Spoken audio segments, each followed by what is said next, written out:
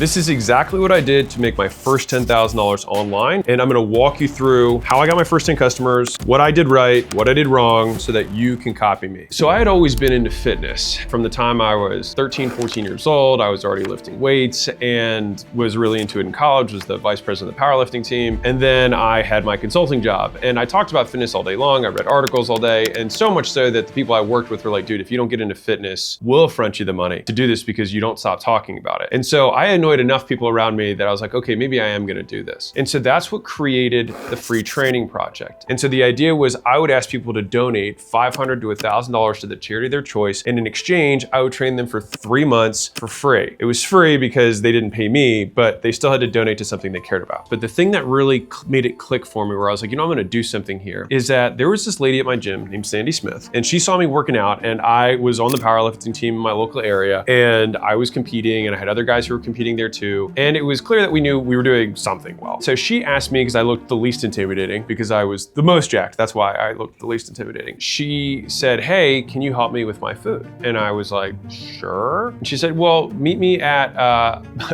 a pizza shop and you can talk to me about my food, which is just hilarious. I meet her at the pizza shop and we talk for like an hour and a half about, it's like, hey, try buy these things instead of that, maybe get more protein in. This is the stuff that I like. I walk through everything. And I was happy to do it because I just like talking about fitness stuff. And at the end of the conversation, she reaches down to her purse and she puts her purse on the table, and then she reaches in and she grabs her checkbook and she writes $100 check to me. And the check was literally this big. It was a clown check. And I was like, why are you a clown? Why am I a clown? Is this a joke to you? Is this my passion? Something that means nothing? No, I'm kidding. None of that was true. But she wrote me a check for $100 and she was like, thanks so much. And she slid it across the table and she gave it to me. And then she walked out and I remember being like, holy shit, I can make money doing this? I was like, that's pretty cool. And so that was like the light bulb moment for me to say, like, I'm gonna actually go from this is a passion to I wanna make this something I make profit from. So there's 4 stages that I went through in order to get to my first 10 customers. So the first stage I started with was homies. Reach out to the people who know you and like you. And so for me, honestly, all I did was I took out this amazing piece of technology, which is my phone. And then I looked through my contacts, leads, reached out to a handful of my friends, and I got about 6 of them-ish to say, yes, I will let you train me for free because we're friends and you need before and after pictures.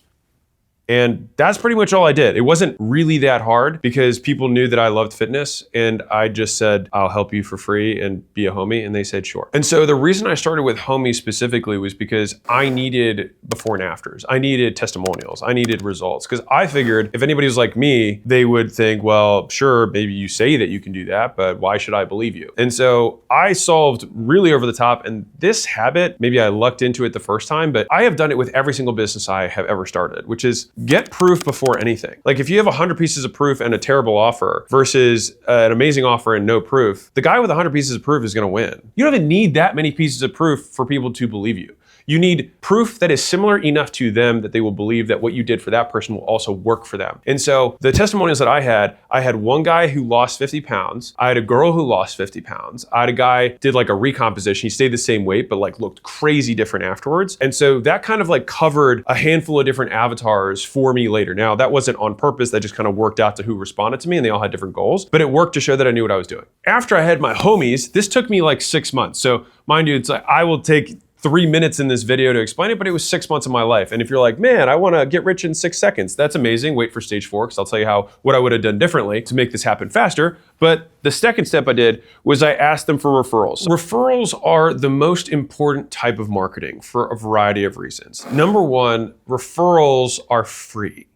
And so if you are poor, great place to start. Number 2, referrals have higher likelihoods of buying at higher prices. So that means these leads are worth more than every other type of lead because they have a higher conversion rate and at higher prices, which is banger. Third reason that they're also more valuable leads is that people who come from referral are also more likely to refer. And so the way that you come in is the more likely way that you will get somebody else to come in. For all those reasons, referrals are sweet. The big picture reason that referrals are so important when you're starting is that if you're not getting any, it means you're not that good. And so you don't want to let more people know you suck. So instead, You want to let as few people know that you suck until eventually people find out about how good you are, which is the right thing. Then you can pour gas on the fire and do all the other ways of advertising. And so for those of you who are starting out, who are really just at the very beginning here, then I want to give you what I wish I knew. And believe it or not, we're actually running this as a little experiment inside of school right now, and the results are astounding. I'm not going to share the stats yet, but they're really, really good. We took the rule of 100 for warm outreach, and we've actually kind of like broken it down into something, a 3-step process that's really tactical.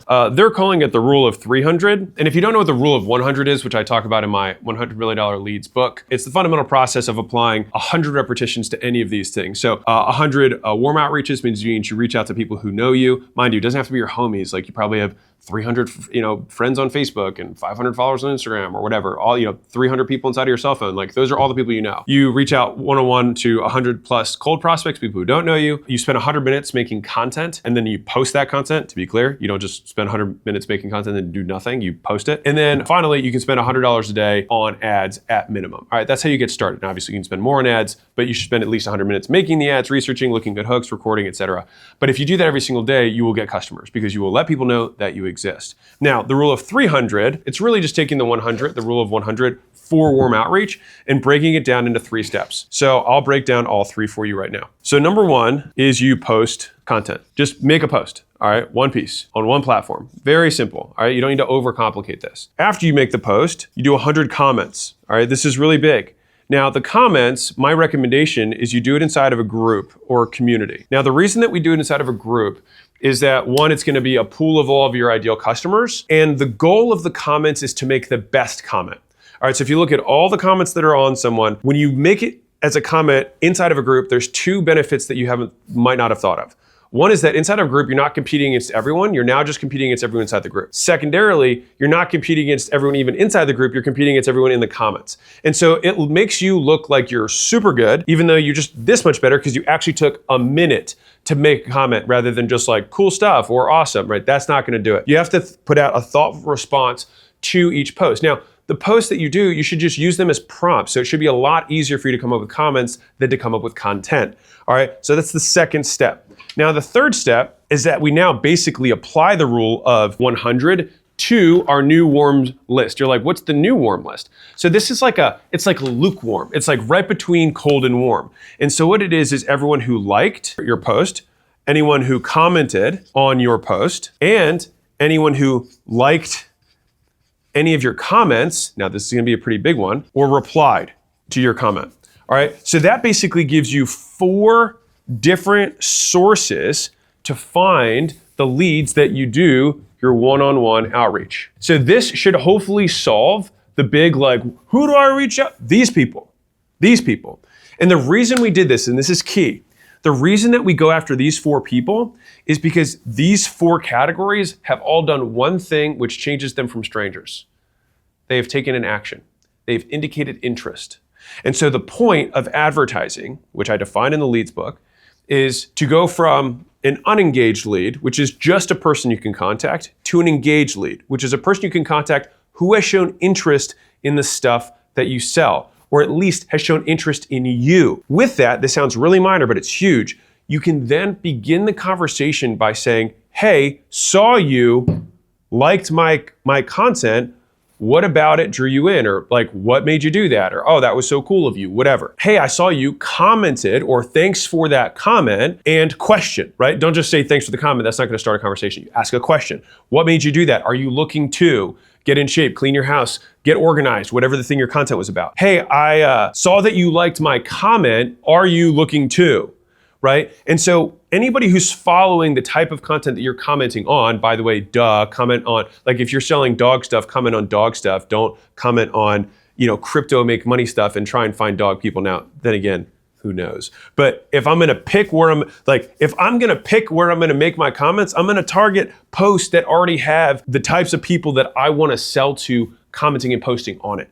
All right, and then finally, people who reply to your comment are gonna probably be some of the warmest leads because they've already read the thing, took the time they already basically messaged you in a way by replying to your comment.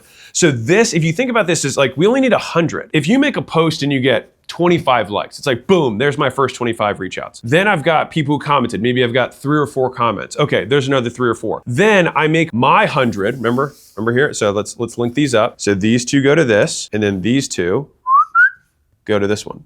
Let's see if I can cross the chasm here. There.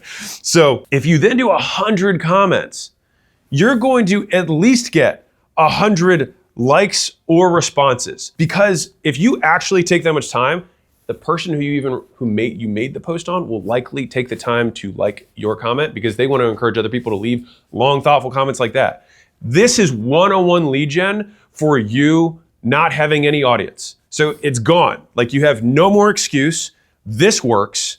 And the results that we're getting are fucking awesome, which I'm really stoked about. I'll share the stats later. We're doing it as a big experiment. And there's one more reason that I think this is really sexy. Comments on a big post will get way more reach than your initial content, especially if you're starting from 0, because you basically get to piggyback on the reach that other people's content gets. And so it's in a weird way, it's almost like you running mini ads. Now, to be clear, you want to have thoughtful comments. You don't want to say like, buy my shit. Like, that will, one, probably get you blocked by the person whose content it is, but also you look like a shithead, so don't do that. So you want to have a thoughtful response, and this will take time. To be clear, like, well, how many hours a day will this take? And notice I mentioned hours a day. It'll probably take you 2 to 4 hours to do this every day.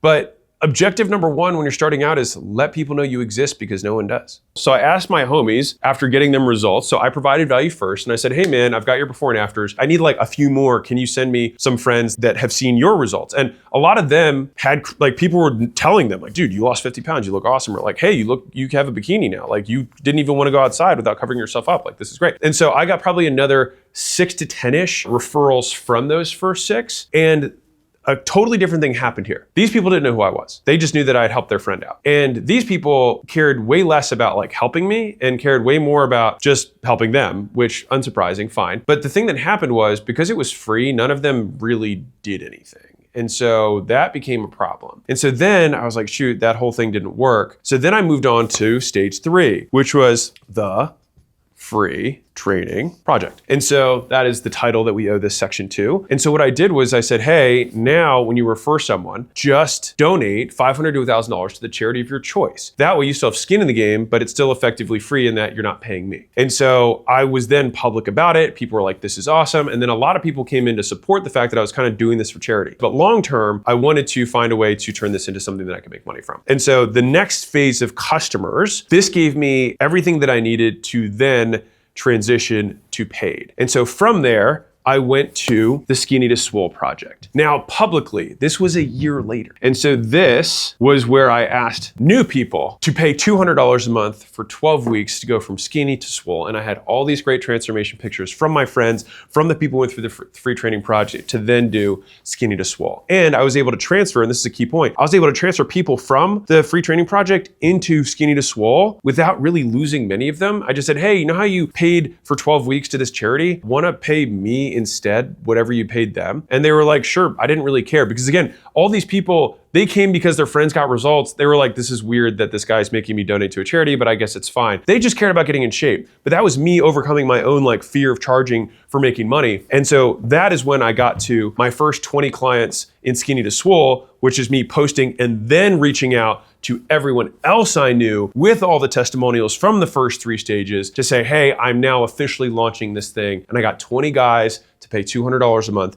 And that was my first $4,000 per month. And that was for 12 weeks. And that was my first 12 grand. Now, you might be like, wait, so what do I do if I'm you? Well, let me tell you what I would have done if I knew everything that I know now. So here's bonus number 5. I'll put little stars around it. What would I have done if I knew what I know now? Great. So that's what this section is. There are a lot of different businesses that you can potentially start. The reason that I think for beginners, starting an online service business is the easiest one to start is because it costs the least amount of money and it has a lot of good economics around it, meaning it costs almost nothing to deliver. There's low recurring overhead. You can do it from any place in the world. If you're watching this video, you already have all the technology required. And so like basically everything is there for you to start, and you get to learn all of the mistakes that you're going to inevitably learn on a low stakes business first. Hey, and I want to write you a check real quick, and not just any kind of check, but one that you can actually take to the bank. And this is about starting a school community. The reason that I decided to become a co-owner and made a massive investment in School, the platform, is because for 4 years I was looking for what is the easiest business online that I can help people get started. Because I have a massive amount of my audience are business owners that do 1, 5, 10, 100 million plus a year, and that's who watches my stuff. And I have a lot of deeper content for really tactical stuff once you're at 20 employees, 50 employees, 100 employees, 250 employees. But if you're just starting out, then it's like, yeah, that stuff's amazing, but what do I do today? And so I want to give you this check because this check is what the average school community that's paid and monetized on the platform makes in recurring revenue per month. And so, no, this is not a bazillion-dollar check. This is not gonna get you to be the richest person in your neighborhood, but it can help get you started. And so the tactics that I outlined earlier about the rule of 300, we're doing this right now for people inside of school, and it's murdering. And so I recommend that you start, because the coolest part of this whole thing is that you can start absolutely free.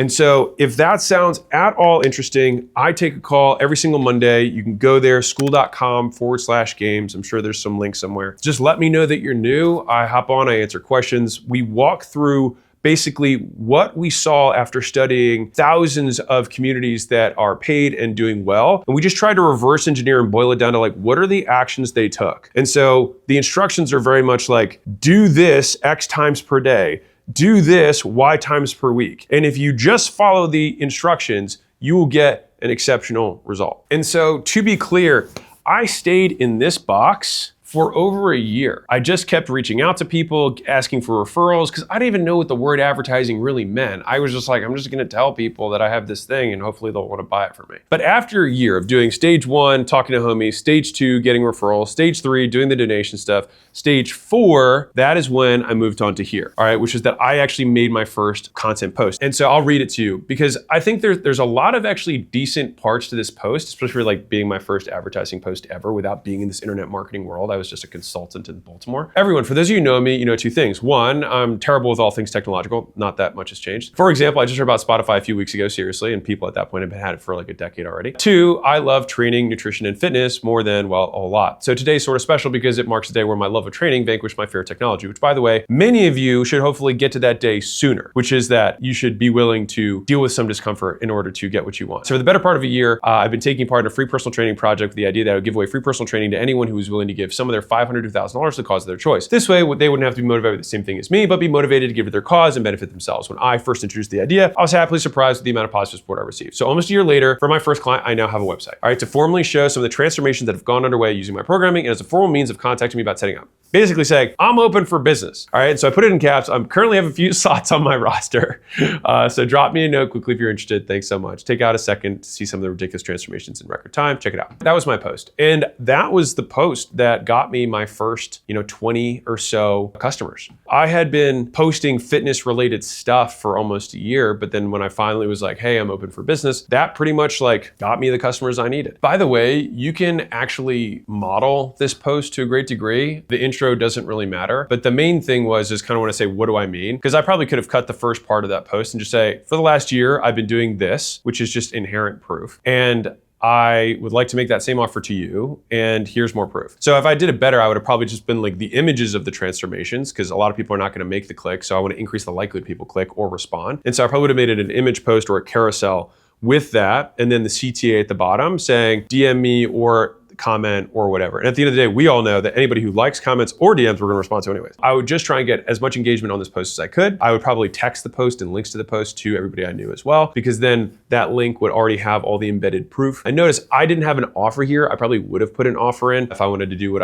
I know now. But this is a great place to start, which is proof and some sort of CTA. If you put an offer in there, it would be better. If you do some sort of bonuses and reverse of risk, you do even better. If you say it's for a certain period of time, it does even better. Only do that if it's true. If you're like brand new and you're like have no customers, then probably you'd be willing to take customers whenever. So maybe don't say that at first. But I said I have a few slots open, which is true, but I also had a lot of slots open. I say this because I'm proud of that kid who decided to make that move. And I think for many of you, you can skip to this step much faster, especially if you follow the rule of 300, which is just rule of 100 broken down into 3 things. and you'll be able to get started a lot sooner than you think, and you can do it for free. Like, to give you context, when this happened, like, Instagram was barely a platform. It was like new, and it was just like this image thing. Like, all of this influencer world like didn't really exist. And so the world's changed. It's never been easier than it is now. And in case you're wondering why I'm in this narrow hallway, believe it or not, this is the narrowest hallway in my 36,000 square foot headquarters. But this was supposed to be as close to as possible as the closet videos that I made at the very beginning of my YouTube journey.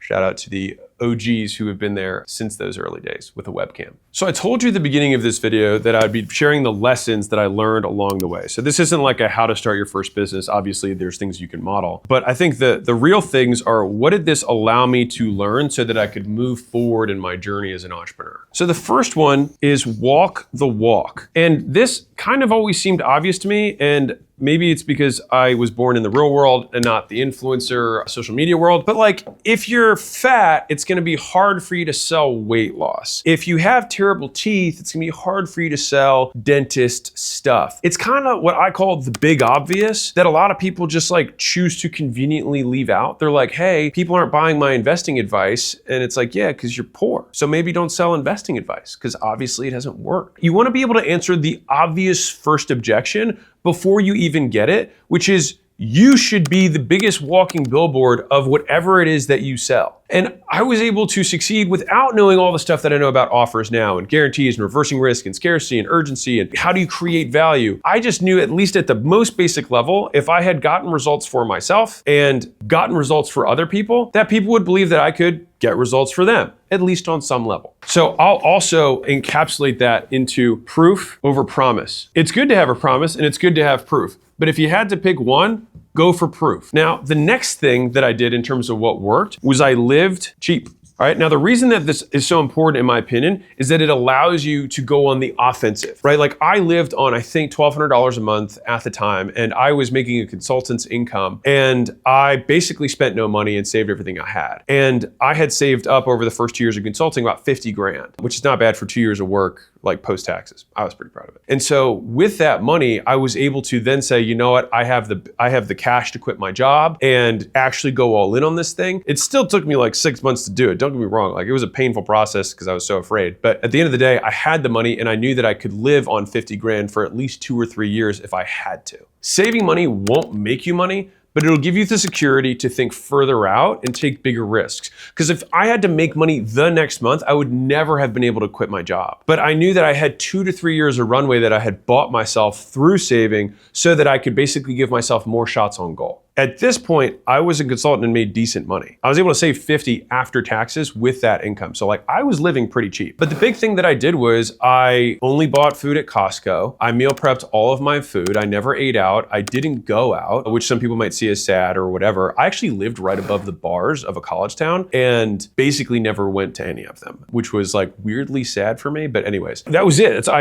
remember going to a gym, and they said the membership was $29 a month. And I was like, a month? Like, what are you guys, crazy? And so I went to a different place that was like 19 or 10, just to show you like how I thought about money at the time. And so I just didn't spend money. Like, I guess it was really it. It's like, I bought food and I paid rent, and that was it. That's all I did. And I paid for gas in my car. I didn't buy new clothes. I didn't spend money. That was all. Like, I saved money by just not spending it. That was it. And I was working all the time because I was either working at my job, or the rest of my time I was working on my next thing. And so for me, the biggest hack of all for saving money is to work more, because working more makes you money in 2 ways. One is you get paid for the work you do. Second, you don't have time to spend the money you make. So the next thing that worked was, and this is a big one that a lot of people somehow like miss out on, is start free.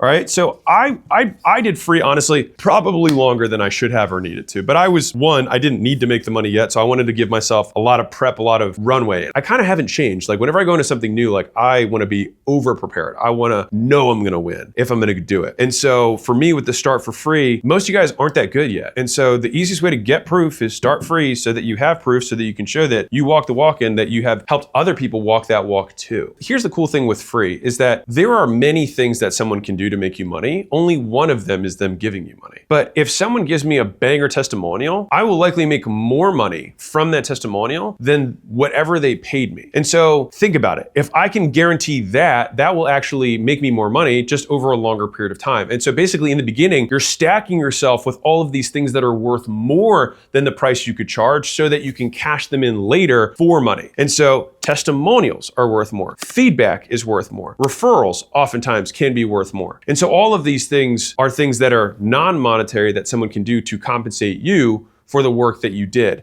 And so it's not that I worked uncompensated. I just didn't ask for money. I followed Chick-fil-A's philosophy with pricing. It's either full price or it's free. I never discount for a number of reasons, but the biggest one being I don't negotiate with terrorists. And so the price is the price. They either pay it or they don't. And I can make the decision as a business owner that, okay, strategically, I'm not getting the take rates I want. I will strategically lower the price. But to lower the price to get someone to buy communicates to them and to every single person they tell that your prices are not true, that everything that you have is up for negotiation. And if you want the rest of your life to be a haggle, by all means, discount people and make one-off deals for everybody. But in my experience, I have a standard price that I have thought a lot about why I price at this price, and that is what it is worth to me. And if you would do it for less and you still make money, then do it for less. Don't do that, but if you want to, go for it. I would prefer to say either our trade is non-monetary, it's free and you will do these things, or you will give me money and I will do all of these things for you and you don't have to do any of this stuff. And if you choose to, it would be great, but I'm not going to force you to. So one of the other things that worked is that I had a templated one-to-many solution.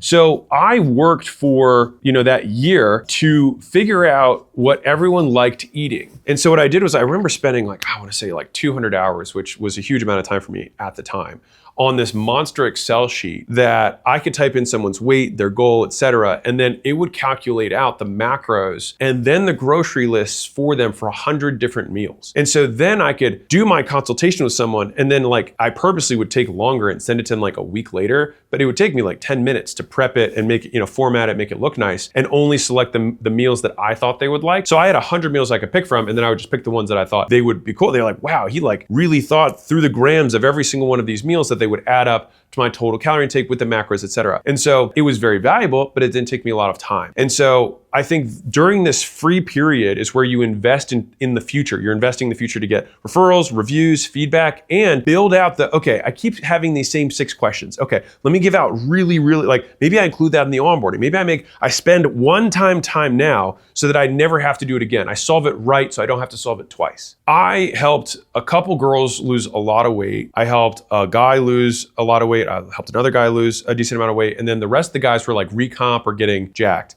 Now, when I did my Skinny to Swole project, which is where I finally monetized, I can't tell you why, but I can tell you that the thing that everyone responded to was people who looked like me and who wanted to look like me. And so I ended up niching without trying into Skinny to Swole because that's what I also wanted to work on. I preferred helping guys get jacked to helping girls lose weight. Niching down can help just because your solutions become more templated. And so if everybody's going through the same goals and having the same starting position, you can provide in real way more value to them that also costs you less. And so it's a double hitter. It costs you less because everybody has it, so you can template out a lot of it. It is more valuable to them because you're being way more specific to their problems with way more depth of solution than if you had to generically make or personalize it at a low price for many people. You wouldn't be able to put that much attention to it. You couldn't, right? Unless you charge a lot more, which I recommend. And so the next great thing that I stumbled into was that this was a recurring business model, all right? And so this was something that would pay me month after month after month. Now, again, I didn't think through this what type of, I just was fitness, a lot of people need to pay me this month, next month. And so I just made a recurring business model to start with. What I made a mistake for was that I sold 12 weeks and then I didn't sell them again. I went to go find other customers. And so I didn't have another offer prepared or say, hey, you wanna go on maintenance? I didn't do any of that. I was just cool, now I have to go find another 20 customers. So that was dumb. But you live, you learn. So that's all the stuff that I learned that worked well in me making my first dollars. So now we'll go over what didn't work. So the first thing that didn't work is I didn't ascend anyone. So I didn't have a second offer or some sort of way for them to continue to pay. So I would say, number one, have another offer. Now, if you're shoot, I don't know what other offer I would offer them. Let me tell you what I should have done and that you probably should do. Offer them more of that thing they just bought. So if they just bought skinny to swole, guess what? They probably still want to be skinny and swole, or more swole than they are. So I haven't met a guy who added 30 pounds to their bench and then was like, I'm good. They're like, I'll add another 30. I could go for more, right? You just make the offer. And I just didn't do it. So don't make that mistake. The next thing, and this is a big one, I stopped for new. So what does that even mean? So I had a business that was making $4,000 a month in profit online, nomad lifestyle, 2013, before the internet even fucking existed. Not really, but before a lot of these online businesses became kind of like the vogue or the norm. Like there were basically no like online coach, like that's it just didn't exist. And so I thought that the business I had was not legit. And so I saw my online business, which took me 4 hours a week to do, that was making me $1,000 a week, as not legit compared to me spending all this money, signing a 5-year lease, investing into a brick and mortar location to start a gym. And so I knew that I ultimately wanted to have a gym because I didn't know another way that was legit. So if I were coaching me right now, I would have been like, wait, so you're making $1,000 a week working 4 hours a week. What if you worked 40 hours a week and made $10,000 a week? That would be not that bad. And you'd immediately be in the top 1% of earning as a 20-something-year-old working wherever you want with no cost. And why do you not want to do that? But instead I was like, oh, now that this worked, I should stop doing that immediately and do something brand new that I've never done before. Don't do that. So the next thing that I did that was messed up is that I didn't have a good offer. So I had no offer, which was dumb. If I had had an offer, I would have been able to make way more money. The next one is that I had no sale. So when I did this, I actually didn't hop on the phone. I just literally just sent people links to buy, which was stupid. And I should have got on the phone because I would have then been able to charge more, right? I mean, I was basically offering personalized everything for $200 a month. And part of the reason that, this is gonna sound ridiculous to you if you're listening to this, part of the reason that I probably didn't keep doing the thing, it wasn't making as much money as I wanted. So $4,000 a month, I was like, I just made that doing a consulting job. So I'd want to make more than that. And so even though my first shot immediately matched what I was making before, I didn't think, oh, I could just raise my prices to make more money. I was like, oh no, I should just start a brand new business. Just dumb. But yeah, because I didn't have an offer, because I didn't have a sales script or a sales process, I wasn't able to charge more, which then caused me to stop something that otherwise was an amazing business. I would say the other thing that I did that was dumb was that part of the reason that I stopped this other thing was judgment, right? And so I'll explain what I mean by this, but basically you heard me say it, I didn't think this was legit, right? This isn't a legit business. If you sell a product or service, if you exchange goods and services for money, you have a business, period. So I didn't define terms, and a lot of that stuff came much later for me. But I made really huge life decisions based on perceived judgment of people who weren't even thinking about me. I honestly was obsessed about thinking about what my classmates thought about me at the time, the guys that I went to school with. I was obsessed about what my dad would think, and all of this kept me poorer. And so one of the biggest mistakes that I made is that there was no YouTube world that had all of these courses and trainings and videos like this. So I didn't get help. I did this all solo, which is why I think it took me a lot longer than it has taken a lot of people who follow my stuff. And I mean, and honestly, that's the point. I hope that every generation stands on the shoulders of the generation before. And I hope that people who are younger than me make more money than I have made by the time I'm 30 or they're 35, right? Otherwise, it means that I have failed. I haven't been able to transfer the knowledge successfully. Because I'll die, no one will remember me, it won't matter. And so the only real good that I think that people can do to leave a legacy is to pass on the learnings. And so that's why I try to do what I do. But I didn't get help until later. And when I got help is when my income went way up. So I got asked to give advice to a group of entrepreneurs who were doing this little test that I was telling you about on school. And they said, hey, do you have any words of advice for everyone who's starting? And so I was in a writing mood at the time. And so I actually ended up sending up this massive Slack message that has now been seen by like 4 million people. And so I will share with you right now. These are the directions I told them when they were starting. Number 1, follow instructions. Number 2, when you reach something you don't understand how to do, Google first. The amount of people who like post immediately, the moment they have friction, the amount of people who message me and say, hey, where do I find your books? I usually just respond, where do you normally find books? And then they're like, well, Amazon. I'm like, did you search? People go for an easy button rather than just like take the second step. Take the second step. Do the one Google search before then thinking, oh, I will then stop working, because that's basically what happens. As soon as you send a message, you say, I have reached a point that I cannot cross. I have reached a chasm to which no man has ever been over before. Google it. Third, when you figure it out, post it. Other people may have struggled there too. And so this is a way that you add value in content to whatever community that you're in. 4, actually follow the rule of 100 daily. And this is a big one, because people get distracted really, really easily, and they're inconsistent. And so the thing is that their businesses become inconsistent because they are inconsistent. So businesses themselves are machines for consistency. If you have consistent inputs, you'll have consistent outputs. But if you have inconsistency in your business, it either means that you are not consistently putting the inputs in, or you need to put more inputs in. So for example, if you do 10 reach outs a day, then you might get your 1 sale every 10 days. It will feel volatile, but it just means that 100 inputs equals 1 output. So if you want it to be less volatile, then it means that you put those 100 inputs per day and get 1 per day. And so it really just means that you're extending the time horizon on the results that you want to get. So do more, faster, more consistently, and you will get more faster, consistent results. 5, you will be excited for a week. Then the excitement will wear off. That is when the work begins. And so this is like a key point that has helped me a lot, which is work starts when excitement ends, not while you're excited. I don't even count it as work while you're excited. The work starts when you have to confront the reality that you have way more stuff to do that you don't know how to do. And that's not fun, because you will suck, because most people doing things they don't know how to do aren't good. But you being able to walk that bridge of discomfort is what will separate you from the mediocre masses who stop at the chasm and then just say, I don't know what to do, help me. 6, your work works on you more than you work on it. You are the product that's getting built more than your community. Remember, this was for school people.